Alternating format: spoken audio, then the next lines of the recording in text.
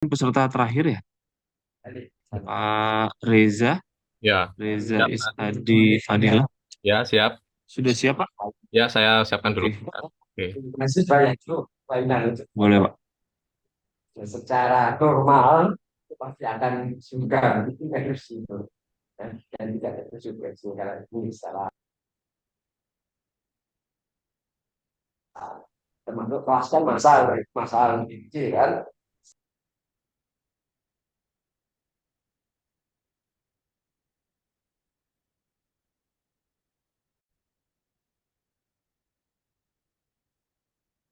Eh, Oke, bisa dimulai, Pak.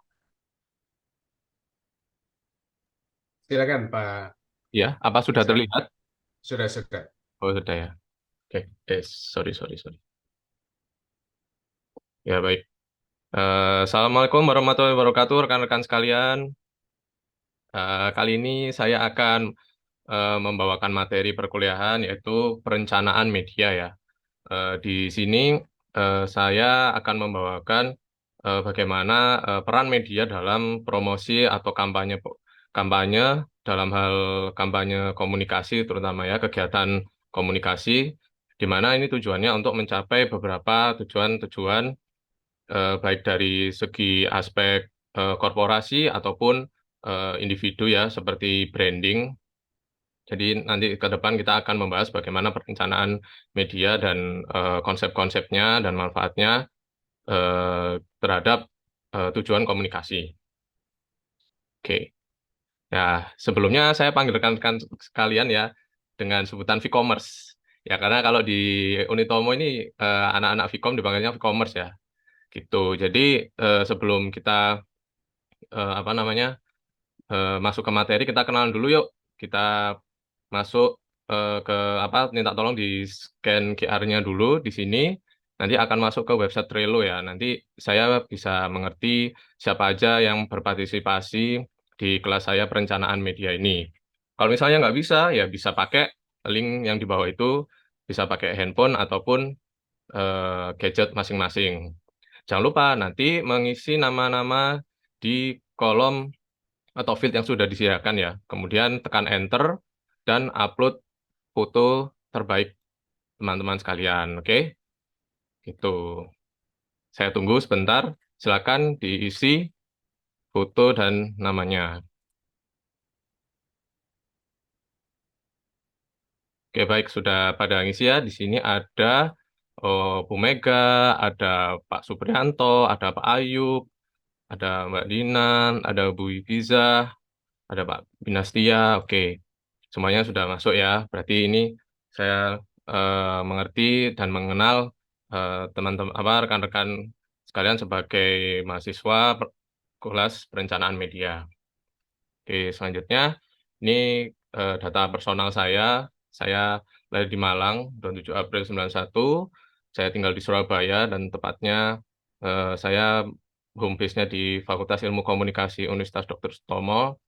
Beberapa pengalaman kerja saya memang lebih ke praktisi ya, yaitu saya pernah kerja sebagai konsultan interior, kemudian saya juga pernah jadi project manager, dan pernah menjadi sekretaris rektornya Unitomo. Nah, bisa dilihat sekilas. Oke, nah sebelum kita masuk ke materi, saya punya ini rekan-rekan sekalian. Kita tebak-tebakan dulu ya, main tebak-tebakan dulu ya, kan ini udah siang nih ya, pasti udah pada ngantuk, udah pada Wah, ini ya. lapar Pak. Oh lapar ya, lapar. Saya juga lapar Pak kebetulan. Ya, makanya berarti benar ini ya apa yang saya posting di sini ya. Nah, ini saya punya tebak-tebakan receh aja sih, teman-teman sekalian. Ada yang tahu nggak kenapa gambar di bawah ini semuanya tempe? Ada yang tahu nggak jawabannya kenapa ya? Gitu. Nggak ada yang tahu ya? Oke, saya jawab ya. Kenapa sih gambar di bawah ini semuanya tempe? Ya, jawabannya adalah karena tidak ada yang tahu, Bapak-Bapak. Seperti itu. Ya, nggak ada yang tahu kan, tempe semua. Gitu ya. Oke. Ya ini sekedar intermezzo aja teman-teman sekalian supaya tidak ngantuk dan supaya lebih semangat lagi ya untuk mengikuti mata kuliah perencanaan media ini. Oke. Nah, sebelum masuk ke materi, saya akan jelaskan tentang deskripsi mata kuliah kita ini ya. Jadi kita tujuannya untuk memberikan kemampuan pengusahaan materi tentang konsep strategi perencanaan media khususnya dalam periklanan. Nah, kita kan kalau mau mengiklan atau mempromosikan produk atau mencari massa atau kita mau membangun sebuah citra dalam diri kita, kita butuh namanya perencanaan terutama dalam penggunaan medianya. Nah, nanti teman-teman akan akan saya bimbing tentang bagaimana konsep dan perencanaan dari strategi perencanaan media ini. Terus juga bagaimana contoh-contoh kasus atau contoh bagaimana supaya bisa ada gambaran ya nyata tentang perencanaan media ini. Oke. Adapun mata kuliahnya kita ini ada 3 SKS ya bebannya. Nah, kemudian untuk capaian pembelajarannya adalah mahasiswa mampu memproduksi dan mendistribusikan pesan komunikasi melalui strategi periklanan untuk berbagai tujuan media, menggunakan berbagai platform media sesuai norma hukum, norma sosial, dan etika yang berlaku. Nah, jadi diharapkan nanti teman-teman sekalian setelah mengikuti mata kuliah saya akan mampu memproduksi dan mendistribusikan pesan komunikasi melalui strategi periklanan, platform-platform media, namun dengan koridor norma sosial dan etika yang berlaku ya teman-teman. Seperti itu. Ada yang ditanyakan? Oh, tidak ada, semua sudah jelas ya. Oke, saya lanjut. Nah, ini untuk profil lulusan mata kuliah.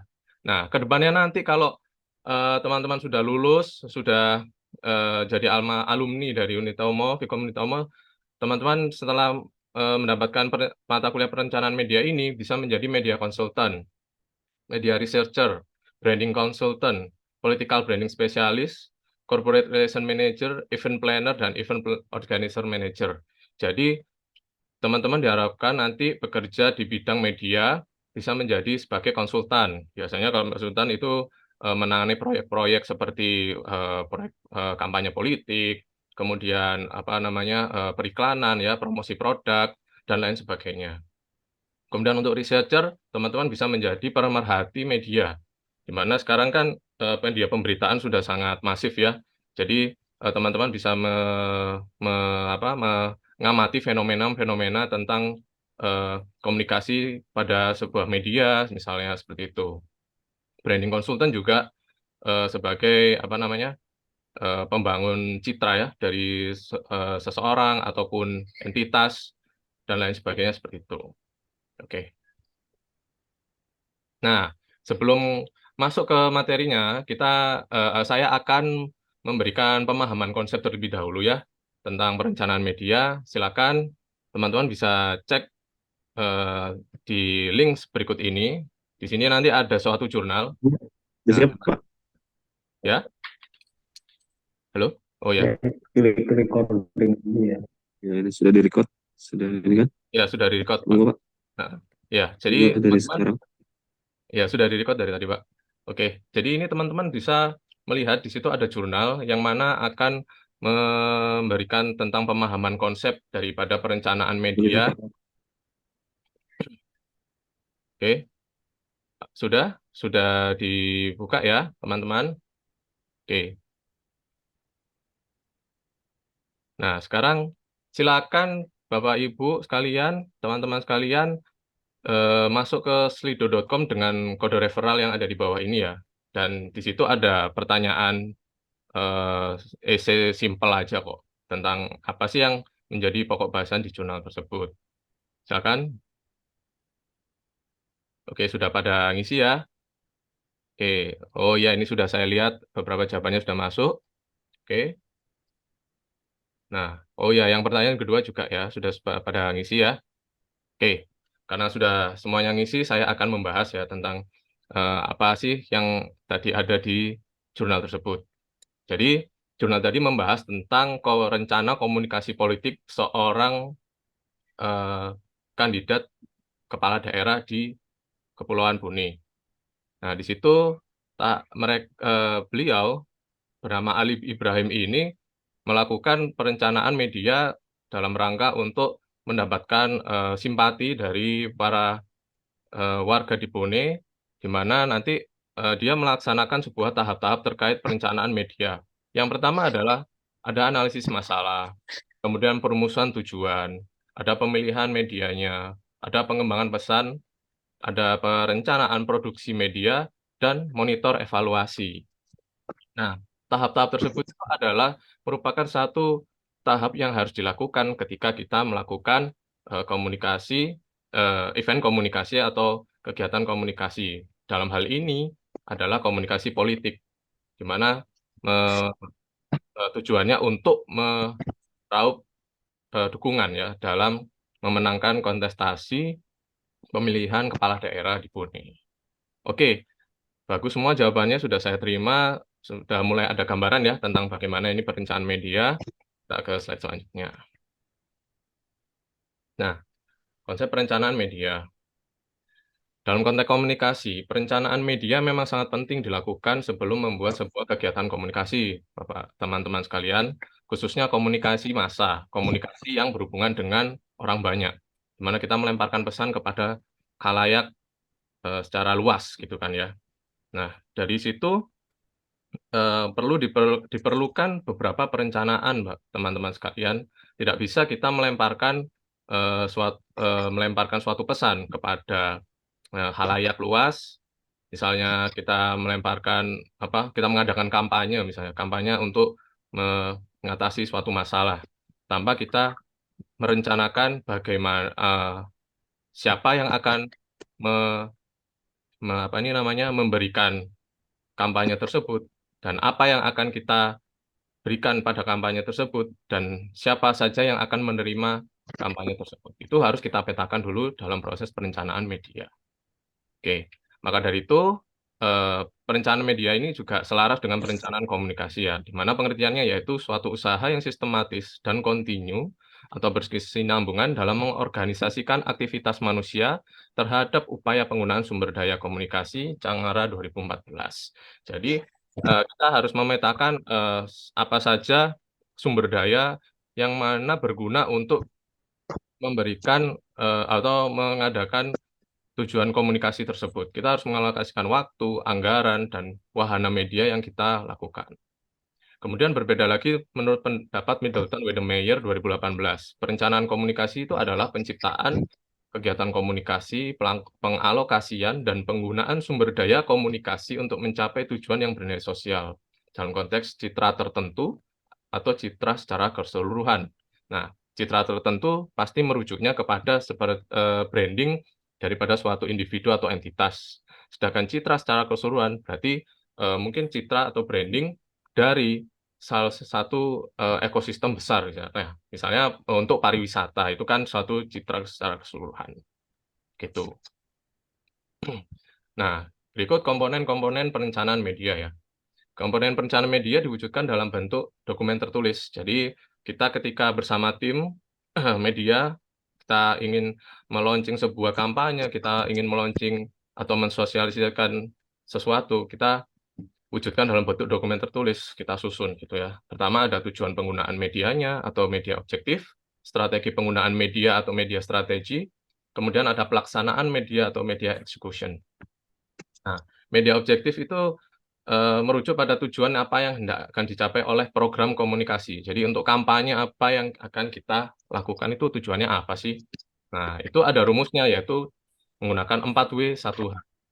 Who is the target? Siapa yang akan menerima pesan komunikasi ini?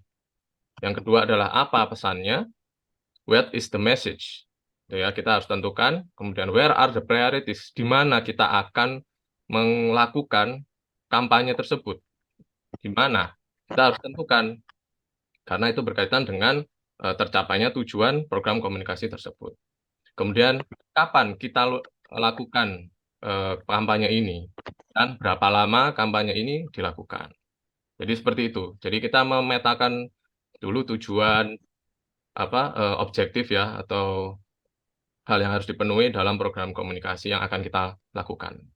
Kemudian, ada media strategi, di mana menitikberatkan bagaimana mencapai tujuan program komunikasi melalui media. Kita milih nih, media apa yang akan kita gunakan dalam mengantarkan atau mendeliver pesan-pesan kampanye yang akan kita adakan. Jadi wahana media apa? Media massa seperti koran, atau media elektronik seperti TV kah, atau media online seperti sosial media dan internet seperti yang sudah kita kenal selama ini ya. Itu. Kemudian ada media execution, di mana kita menekankan bagaimana dari tujuan, kemudian media apa yang akan kita pilih, kita terjemahkan ke dalam operasional dan prosedur. Jadi kita jadwal kapan nih kita luncurkan. Terus konten-konten apa saja yang harus diluncurkan pada waktu tertentu. Seperti itu. Jadi ini lebih ke aspek teknisnya, jadi lebih ke eksekusinya, pelaksanaannya. Kemudian alokasi anggarannya juga kita tentukan. Oke. Next. Nah, konsep perencanaan media sendiri selaras dengan teori komunikasi ya, di mana teori komunikasi itu adalah sebuah proses tahapan berurutan, rekan-rekan sekalian, di mana komunikasi itu berangkat dari seorang komunikator atau sumber komunikasi, kemudian komunikator itu memberikan pesan, melontarkan pesan, melewati sebuah channel atau media yang kemudian diterima oleh komunikan atau penerima pesan, dan efek yang ditimbulkan efek yang ditimbulkan dari komunikan. Jadi apa efek yang keluar setelah komunikan ini mendapat pesan dari komunikator. Nah, seperti di bagian ini ya. Jadi konsep perencanaan media ini seperti proses komunikasi pada umumnya, yaitu komunikasi satu arah gitu kan ya. Jadi ada komunikator sebagai sumber informasi, kemudian ada pesannya, kemudian pesan itu berangkat ke audiens melalui sebuah channel atau saluran media. Kemudian audiens yang mendapat pesan itu memberikan respon. Apa responnya? Positif, negatif, mempengaruhi perilakunya, dan lain sebagainya. Nah, realitas dari proses komunikasi ini adanya cultural content atau konteks kultural budaya yang akan mempengaruhi juga terhadap respon dari audiens tersebut. Nah, di sini nih fokus kita nih adalah di channelnya. Jadi di dalam suatu proses komunikasi itu tidak selalu akan berjalan dengan lancar, rekan-rekan sekalian. Tapi ada beberapa faktor yang disebut dengan gangguan atau noise. Nah, maka dari itu dibutuhkan perencanaan media supaya kita dapat meminimalisir gangguan-gangguan yang dapat menyebabkan komunikan ini salah paham atau salah tangkap terhadap pesan yang disampaikan oleh komunikator tersebut. Sehingga tujuan daripada kegiatan komunikasi atau event komunikasi ini dapat tercapai dengan baik. Seperti itu. Oke, next. Nah, ini strategi perencanaan media. Pertama, kita bisa melihat dari segi strategi komunikatornya ya. Pertama ada penentuan sasaran komunikasi, penentuan cara komunikasi dan kredibilitas. Penentuan sasaran komunikasi ini adalah apa yang akan kita lakukan dan apa yang akan kita harapkan terhadap apa yang kita lakukan dan masalah apa yang akan kita coba pecahkan gitu. Jadi si komunikator ini mikir nih bagaimana pesan ini akan diberikan kepada komunikan ini bagaimana. Itu. Kemudian yang kedua adalah strategi audiens, di mana kita melakukan pemetaan terhadap penerima pesan atau penerima komunikasi ini. Kita identifikasi khalayak. Yang pertama mungkin kita bisa melihat ada khalayak primer, khalayak sekunder, gatekeeper, dan pengambil keputusan. Khalayak primer sendiri adalah orang yang pertama kali menerima pesan kita. Jadi massa atau target audiens kita yang pertama kali menerima pesan kita secara langsung. Jadi dia hadir di situ di dekat kita dan menerima pesan. Kemudian khalayak sekunder itu adalah orang yang menerima pesan tetapi tidak secara langsung, tapi melalui dari khalayak primer itu tadi. Jadi audiens yang menerima pesan dari khalayak primer, audiens yang langsung mendengar pesan itu dari kita. Kemudian ada gatekeeper. Gatekeeper adalah mungkin massa atau individu yang secara khusus dia mewakili penerima informasi tertentu. Jadi seperti halnya sekretaris, pejabat seperti itu. Dia adalah gatekeeper penerima informasi sebelum dia serahkan kepada atasannya.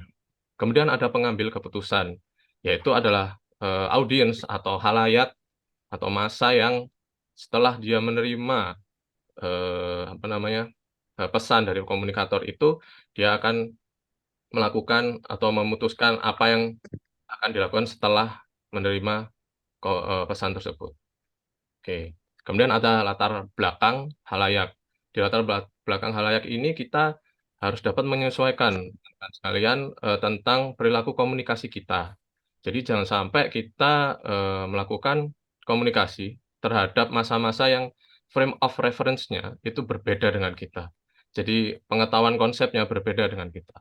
Sudah jelas tidak akan sampai pesan itu kepada mereka kan, karena itu tadi perbedaan konsep, perbedaan persepsi, sehingga menyebabkan gangguan atau noise di proses komunikasi tersebut. Kemudian selanjutnya ada perasaan audiens. Kita juga harus memetakan terhadap apa yang kita sampaikan kepada halayak atau massa tersebut, kira-kira emosi apa yang akan mereka keluarkan. Apakah mereka tertarik? Apakah mereka mendapatkan pesan kita bagi mereka itu adalah prioritas tinggi, di mana ini, wah ini harus dilaksanakan, wah ini penting ini harus disebarkan seperti itu, atau misalnya bagaimana seberapa besar perilaku mereka berubah setelah mendapatkan pesan tersebut. Seperti contohnya kita misal cerita tentang perjalanan wisata kita ke luar negeri lah, ke teman kita. Aku habis dari London loh, aku habis dari New York loh, gitu misalnya. Di sana ada ini, itu. Nah, kita cerita kepada teman kita yang belum pernah sama sekali ke luar negeri atau punya paspor. Kita cerita panjang lebar. Apa hasil dari responnya teman kita? Ya cuma bengong aja kan, cuma yayo aja, nggak tahu apa-apa dia tentang itu. Jadi kita harus tahu ya perasaan audiens dan latar belakang audiens kita. Nah, kemudian dari segi pemilihan channel, yaitu terkait dengan wahana komunikasi yang kita gunakan, misalkan radio, surat kabar, televisi, media online. Kalau radio, berarti pesan kita ditangkap oleh indera itu dengan apa namanya? Dan didengarkan kan ya, dengan bentuk audio. Beda dengan surat kabar. Surat kabar berupa teks, ya kan, secara tidak langsung. Beda lagi dengan televisi, beda lagi dengan media online. Gitu. Mohon maaf Pak Reza, Ya. waktunya sudah habis Pak. Oh, sudah habis. Oke. Iya, Baik, karena silakan Pak. waktunya sudah habis, teman-teman sekalian, saya akan langsung ke slide terakhir ya. Oke, di sini ada tugas mandiri ya, teman-teman. Silakan buatkan ringkasan tentang konsep dan strategi perencanaan media pada bahan kajian berjudul Media Planning and Buying karangan Wahyu ITKA tahun 2017. Format tugas dibuat dalam PDF dan dikumpulkan pada LMS Unitomo, e-learning Unitomo ACID. Oke, terima kasih.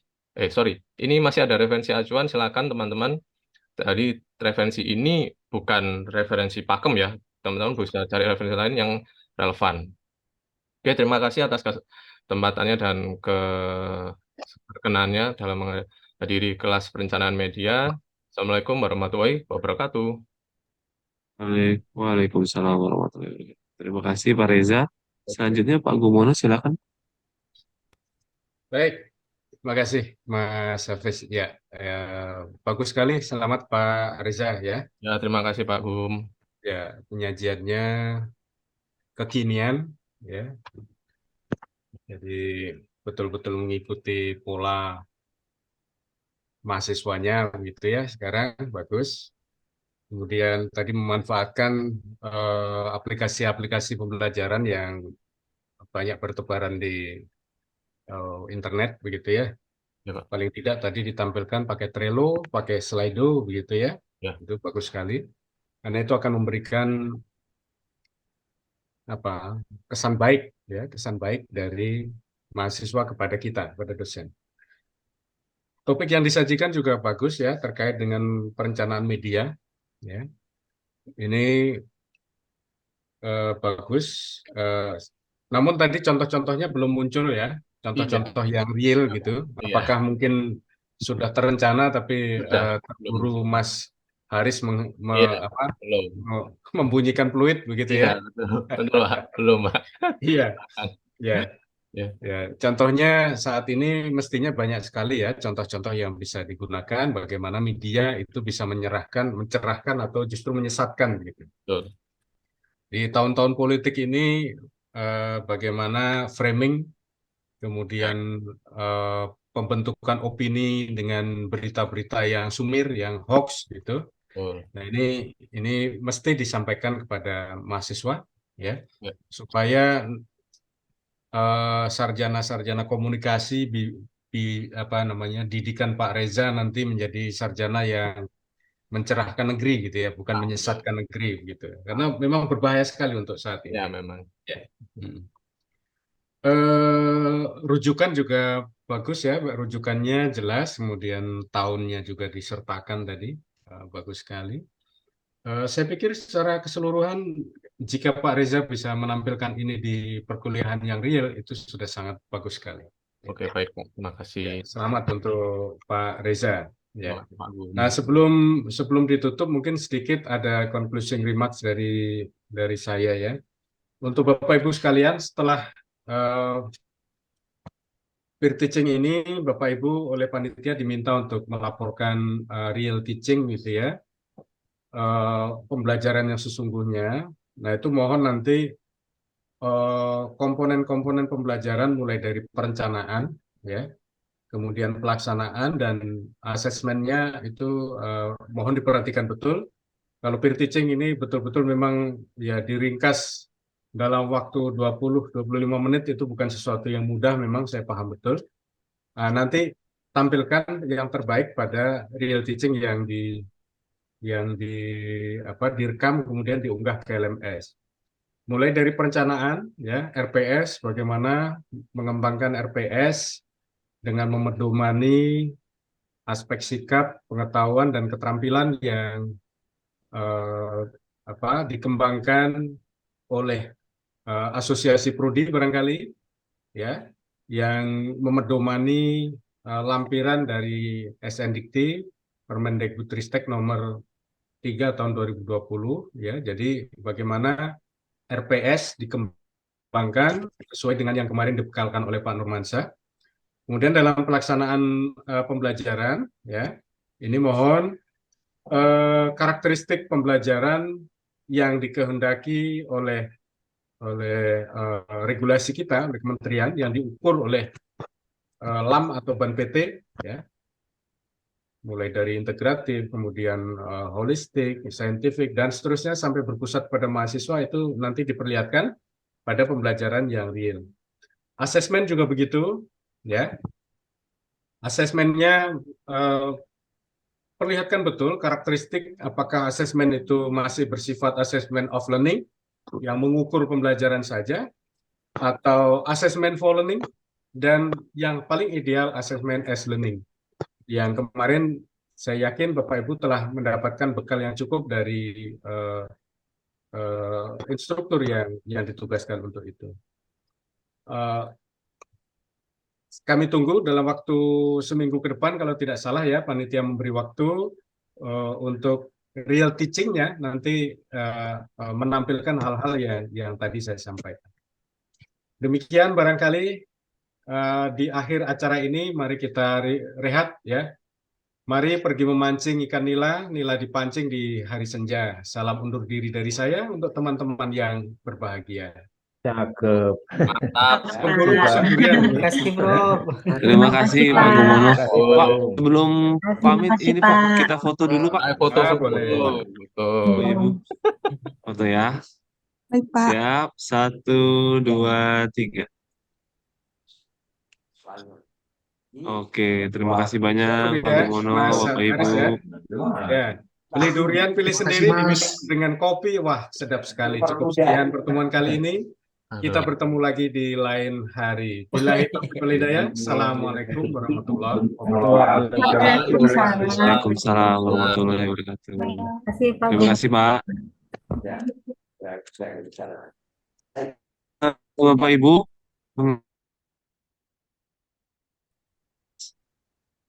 silakan kembali ke main. Sama satu lagi, ini tadi Pak Suprianto sempat menanyakan terkait record. Itu tadi Pak Reza record dari awal ya Pak ya? Saya record dari awal dari Pak Suprianto, tapi agak tengah-tengah, Pak. Nggak awal. Oh sama. Iya, soalnya Gak apa-apa, aksesnya yang baru dikasih, saya tadi baru dikasih sama Mas Nur waktu saya nyoba gini loh. Iya, ternyata akses saya belum di record. Bapak belum dikasih akses record. Iya. Itu masalah ini biasanya kalau ke logout atau ini memang Ya, ini. Tapi nggak itu apa-apa. ya Yang penting tadi ada keluar. Pak Keluar untuk tadi. ininya. Heeh. Jadi mulai dari Pak Heeh. Supriyanto tengah-tengah sih dari sampai sekarang ini. Iya. Iya. Sebenarnya nggak masalah sih Pak kalau itu. Yang penting pertama ada, terus kemudian secara overall kan sudah tersampaikan kan tadi peer teachingnya seperti apa. Kira-kira begitu. Ya. Oke, mungkin ada yang tanyakan? Oh, Pak Haris, ini hasil recordingnya kan saya double klik. Kok jadi banyak file ini apa maksudnya? Oh, nanti itu hasil record itu pakai Zoom kan ya recordnya? Atau pakai Iya, aplikasi lain? pakai Zoom tadi kan, Zoom-nya Oh, kalau apa? pakai Zoom itu harus ini dulu, harus live nanti baru muncul hasil recordnya di folder Zoom-nya di C biasanya. Tapi udah keluar saya double klik, Kalau belum live itu nanti belum ada Pak hasil recordnya biasanya Pak. ada Belum ini, muncul dia. Kita cuman harus live dari oh, Zoom-nya dulu gitu biasanya. oh gitu. Baru muncul hasil recordnya. Kalau di convert, tapi saya coba ini ada filenya, saya double klik nongol, cuma jadi banyak file pecah gitu. Format filenya apa Pak? MP4, MP4 sih, Bisa tapi diklik, ada, bisa di play. bisa di play. Oh tapi nggak full. Ada pecah dari banyak file. Saya biasanya kalau nge-record itu dia setelah live baru muncul di folder. Tapi kalau misalnya di Bapak bisa, mungkin bisa Hmm. dicoba dibuka apa filenya. Apakah itu isinya betulan hasil record ini atau terpecah hasil recordnya? Oh betul Pak, udah bisa Pak. Ada saya. Tadi saya boleh depannya aja. Oh Pak iya, Buasya ngerekam dari Oh ya awal di, nggak Pak? di file yang ukurannya paling besar ternyata udah. Ya oh udah, iya, makasih Mas Haris. iya. Oke, terus kalau misalnya ada masalah terkait nilai, itu bisa langsung ditanyakan ke instrukturnya ya. Apabila Bapak Ibu ada masalah nilai, itu bisa langsung ditanyakan. Atau masalah tugas pun, itu bisa langsung ditanyakan ke instrukturnya. Oke, ada yang tanyakan? Cukup Kalau Pak. tidak ada, saya Untuk ucapkan untuk real ya. teaching lihat di petunjuk di LMS saja Pak Haris. Iya, masing-masing Pak kalau real teaching Pak. Oh iya oke. Oke, ada lagi? Petugasnya nih dikumpulkan kapan Mas yang apa rekaman Hari video? ini katanya. Hari ini ya. Yang rekaman. Ya rekaman Itu video peer teaching itu loh. Hari ini ya. Kayaknya hari ini deh.